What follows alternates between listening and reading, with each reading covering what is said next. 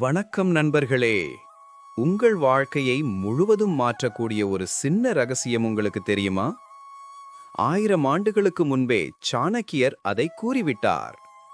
அதை ஒரு சிறிய கதையாக இன்று சொல்லப் போகிறேன். கவனமாக கேளுங்கள். ஆமா, நம்ம சேனலை சப்ஸ்கிரைப் செய்ய மறந்துடாதீங்க. லைக் பண்ணுங்க, ஷேர் பண்ணுங்க. பண்டைய இந்தியத்தில் ஒரு அறிவாளி இருக்கும் ராஜா ஒருவருக்கு ஒரு பெரிய பழக்கம் இருந்தது. எதையும் துவங்குவார், ஆனால் நடுவில் விடுவார். கவனம் குறைந்துவிடும், நேரம் வீணாகும், வெற்றி எட்டாததாய் மாறும்.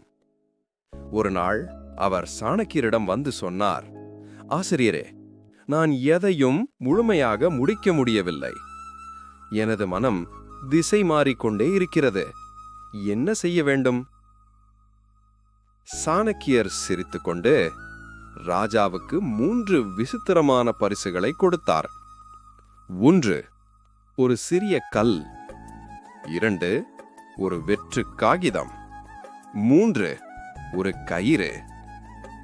ராஜா குழம்பி கேட்டார், இவைகள் எனக்கு என்ன உதவும்?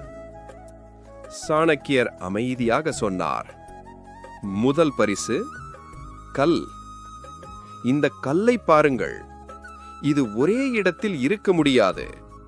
அடிபட்டால் இங்கே விழும், அங்கே உருளும்.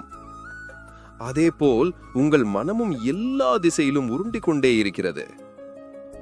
இந்த கல்லை கையில் பிடித்துக்கொண்டு நான் எல்லா இடத்திலும் சிதறுகிற கல்லா அல்லது ஒரு திசையில் செல்லும் மனிதனா என்று உங்களை கேட்டுக்கொள்ளுங்கள்.